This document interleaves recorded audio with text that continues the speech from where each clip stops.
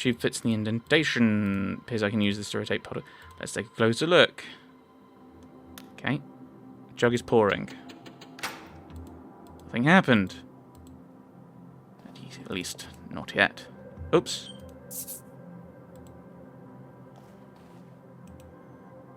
Let me use on the clay pot. And then the jar, yeah, let's take a closer look, is horizontal. Nothing happened. Except actually Why don't you have a look first? Do not tell me you are afraid of the dark. Not the dark, just pitch black, eerie passages in old churches. He's got a point. Poirot, where are we? If I am not mistaken, this is part of the secret tunnels that were built hundreds of years ago to sneak those that did not agree with the powers of the country out. This doesn't make any sense. Are you saying this is a priest hole? In a church? Like, this church is not going to be that old. And why exactly are we in here? The why must never be obvious. That is the whole point. What are you talking about? That doesn't make any sense. Why are we here? Because we're investigating the paintings. Right. You know? Like, these paintings. Huh. This has been cut. Someone has quite rudely taken an instrument across the painting. Back of the canvas is visible here. It looks like it was previously used to paint something that looks suspiciously like a Monet. Oh, I see. So, I don't understand. So, are they hiding, like, other stolen paintings or forgeries? Huh. In every way, this looks like it could be the original. We have our third forgery. There is evidence of a much more modern painting on the back of the canvas. Thank goodness. Don't know how I would explain finding the original in such a state. Bishop Mountjoy must have discovered the painting that he received from Mademoiselle Courtsmythe was one of her forgeries. And lashed out. Now it makes sense. He's been using this room to store his own private art collection. I can picture him sitting here, smug as anything, surrounded by stolen paintings. What I find most unfortunate Is that not only does he deprive the world of beauty and joy from seeing these works, but he also keeps them in such dark and dank conditions, the old fool. He's even having to light his candle clock to keep from drifting off down here. Such a waste, don't you think, Poirot? One's opinions are now worth listening to. I was only voicing my thoughts. You have thoughts beside those of Mademoiselle Farquhar? Really, Poirot? You still think so little of me? When one exclaims such regard for a suspect in a murder investigation, it is hard not to think any other way and comment so. You may not be so accustomed to the idea of showing, or at least having, some form of empathy for our fellow man. There is a difference between empathy and lust. And there is a difference between commenting and being rude and obnoxious. I was not expecting Monsieur Hastings to be so sensitive on the matter. Perhaps this conversation is best saved for when we are not trapped together. What was that? Oh, just the bishop's candle clock. I don't know about you, but I've had enough of this place. Let's get out of here. What are you doing, Poirot? S'il vous plaît, un moment. The bishop's candle clock has forced me to question everything of the murder scene that I previously thought I knew. We must return to Mademoiselle Courtsmythe's apartment. Perhaps that is a job best left for you, by yourself. What? Okay. So a dropping thing. Candle and nail alarm clocks me reconsidering the evidence of the fireplace. I must re-examine it. I mean, there was the thing that we couldn't interact with. The necklace with a pin in it. Oh. That was in a candle. Pin through it. I'll take it. Perhaps I can conduct a little experiment and recreate what really happened here. Yes. The candle. Something about the candles melting now feels odd to me. And then there was the candle on this side, because, yeah, they're different types. Oh, right, no. What am I clicking on then? What's the third one? What's the third thing? apparently. The sibling of the missing candle, I believe it to have sorrowed due to its distance from the scorch marks, but now I'm not so sure. With Bishop Mantra's candle alarm clock in mind, I must conduct a small experiment.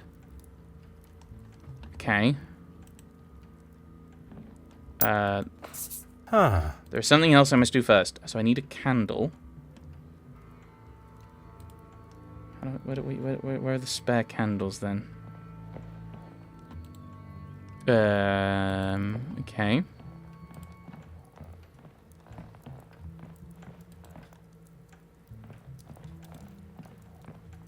No, I don't want to go to the hallway.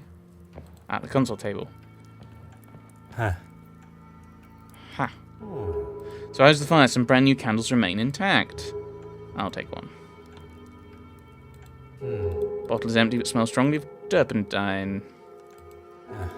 Half the great mains. Arian must have been a great fan. And then we'll take the key just in... Well, no, okay. Only half the great mains. She must have been a great fan. Apparently we say that twice. Okay, do I have the candle? I do. Any new information? No. Okay, well, candle. Must have.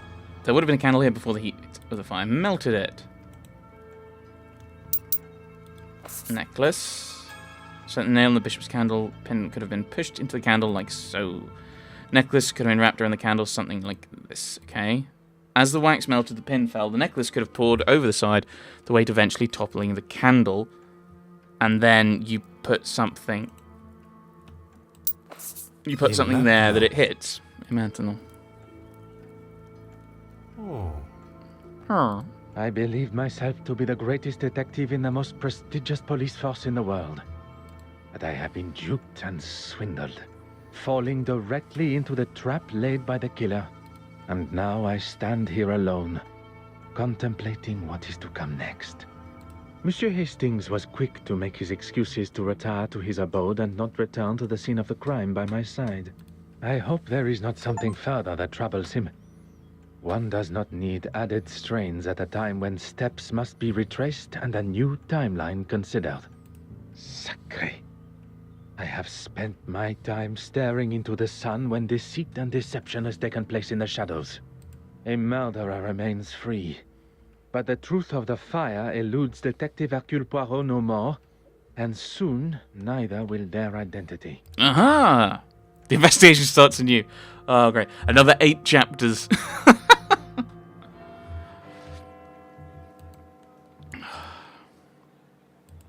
I cannot believe I allowed myself to fall for such a deceptive move. The killer knew I would ask for an alibi, and they knew how to cover their tracks perfectly. Now, though, I have the upper hand. The killer believes that I have extinguished all avenues of my questioning, unaware I know the truth of the fire. I wish Monsieur Hastings were here. I was perhaps too harsh with him.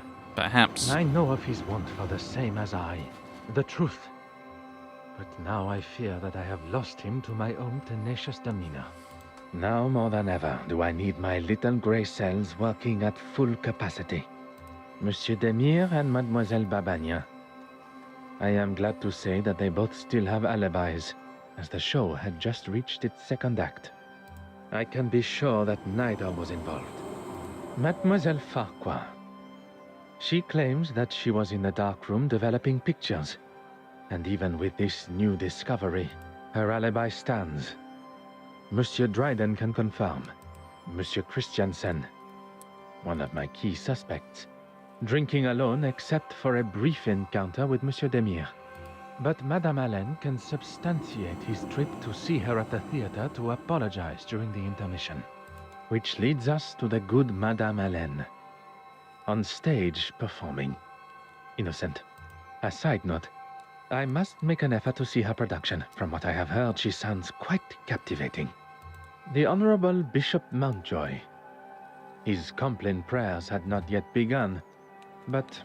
I mean, surely just as you were inspired by the alarm candle clock nail thing, surely he could have been as well? Mademoiselle Warbeck and he were together in what I can only imagine to be an uncomfortable meeting for them both. Her innocence has already been confirmed. Although upon learning of how she has been treated, I would not have been surprised. Last but certainly not least, Monsieur Aylesworth, and the article in a newspaper documenting his, as some see, heroic speech amongst the House of Commons is alibi enough for the murder. And where are we left now? Every suspect seemingly as innocent as they were yesterday. But when one looks most innocent, that is when Detective Poirot is most suspicious. Okay. Talk to Zachariah. I'm assuming he's here somewhere. Yes. Finally, a face I can trust. Everything all right, Poirot? I'm afraid things could not be further from all right. Don't tell me the famous Detective Poirot is stumped. Stumped? No. Perplexed? Oui. Perhaps you can be my perfect distraction. What's that you're reading? I may not be the celebrated doctor that my father hoped for, but I still like to keep up with recent medical journals. And what is the latest discovery? Cocaine is an alkaloid extracted from the leaf of the Everthroxylin coca plant, which usually grows in South America. Most available common form being hydrochloride salt, which can be taken orally, intranasally, or intravenously. The peak effect range is from 1 to 90 minutes depending on the route of administration. Cardiovascular effects of cocaine use. The most common symptom of cocaine use is chest pain, and the most common cardiac disorders is ischemia and acute coronary syndrome, which can occur with all routes of cocaine intake. Other cardiac problems include myocarditis, cardiomyopathy, and arrhythmias. So yes, chest pain and all this stuff. Monsieur Ellsworth. Cocaine increases heart rate, blood pressure, and myocardial contractility, all of which increases myocardial oxygen demand. With increasing availability, the number of cocaine users continues to escalate, with many finding what can be considered positive effects of the drug outweighing the potential and likely hazardous and lethal risks. This particular article is about the effect of cocaine on the user's body. I thought I liked to have a good time, but that drug, too much for me. Or what if he was drugged with it? What makes you say that? I wouldn't want my heart beating at the speed of a locomotive. Here, read for yourself. Have you seen Monsieur Ellsworth since his heart attack? I haven't actually. I gave him my office telephone number and said he could call anytime, but not a peep. You sound surprised. Well, he probably wants to keep his health issues out of the public eye. Hence me offering to help, but he seems to be just fine. Surprisingly. You question his health? Do you think there is a chance he could have faked it all? I think I said that from the beginning. How those little gray cells of yours work sometimes. Amazing. Please, my friend. You're serious? Don't know why, but I suppose he could have. To distract us from the theft. At this point, anything is a possibility. I think a visit to Monsieur Aylesworth at the Royal Society of Art is in order. Mademoiselle Babagna, a pleasure as always. Oh, was she meant to turn up at that point? Good morning, gentlemen. She just appeared. I'm afraid my pleasantries are to be cut short this morning. I have a most pressing matter. And off we go. Oh, can I talk to her? I assume I can't. Well, Good morning, mademoiselle. That's all right. all right. The case has taken a direction I had not foreseen, and it now leaves me. I will not stand here and listen to you wallow. How can I help? Oh, never mind. Merci, madame. So basically, I need to do this thing, and I will get some information, and then I have to talk to everyone again. Okay. Fast travel. Mortimer's office. Okay, so there's only the one option. So I am just kind of Just a moment. I'm coming. Following it along as we go. What a great commotion coming from behind the door. What on earth is Monsieur Aylesworth up to? Ah, detective. What can I do for you? Could you spare a moment of your time? If you are feeling up to it? Why wouldn't I? You are recovering from a potentially fatal heart attack. I would not want to aggravate or upset you in any way. Movements on the night of Mademoiselle Courtsmith's death. Are we really going over this again? It would help me clear up some discrepancies.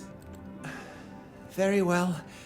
As I've said before, I was in the House of Commons addressing the bench, as you know. And then I was speaking with the reporter. The editor, Nathaniel Dryden. If you say so, at the news office. Monsieur Aylesworth is sticking to his story. I did not expect that it would be easy to unsettle a politician of his experience.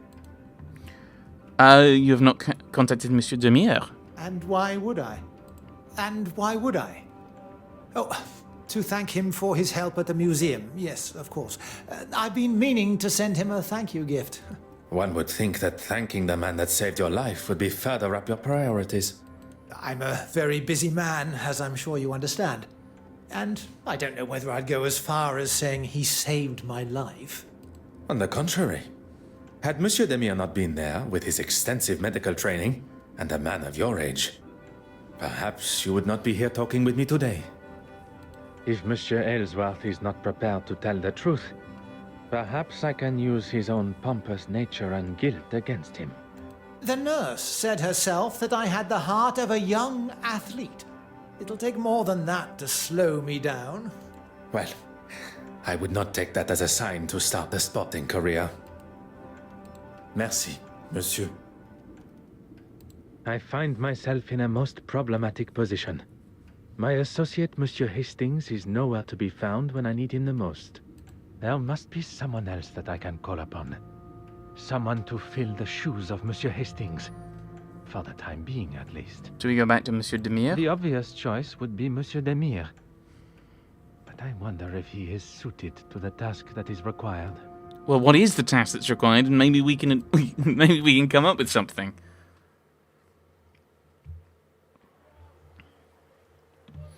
Oh, it is just go and talk to Monsieur Demire. Wait, hang on. They just sent me back here. Why not? Why not have the dialogue and then I go back?